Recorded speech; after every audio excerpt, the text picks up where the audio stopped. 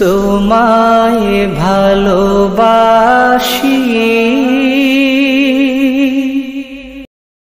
আসসালামু আলাইকুম রহমতুল্লাহ। আমি এখন ষাটগম্বুজ মসজিদ এবং আমার পাশে আছে ভদ্র নামকরা বিশ্বখ্যাত ষাটগম্বুজ মসজিদের ইমাম সাহেব। আসসালামু আলাইকুম রহমতুল্লাহ বরকাতুহু। এই ঐতিহাসিক ষাটগম্বুজ মসজিদ হযরত খাজা খান জাহান রাহমাতুল্লাহ আলাইহি নির্মাণ করেছেন এবং এই ঐতিহাসিক ষাটগম্বুজ মসজিদে 60টি পিলার আছে, 81টি গম্বুজ, 22টি জানালা, 4টি দরজা, 10টা মেহরাব।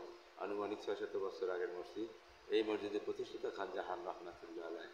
উনি তুরস্ক থেকে আসছেন ইসলাম প্রচার করার জন্য এবং এই মসজিদে যে পিলার আছে 60টি পিলারকে ফার্সি ভাষায় বলা হয় খাম্বাস, খাম্বাস থেকে গম্বুজ।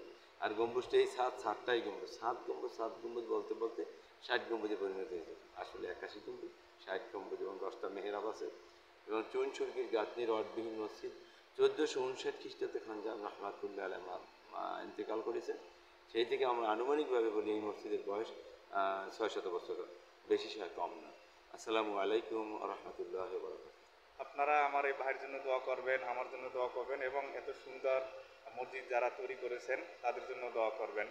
আসসালামু আলাইকুম রহমতুল্লাহ। জাহান্নাম কেউ ডরি না।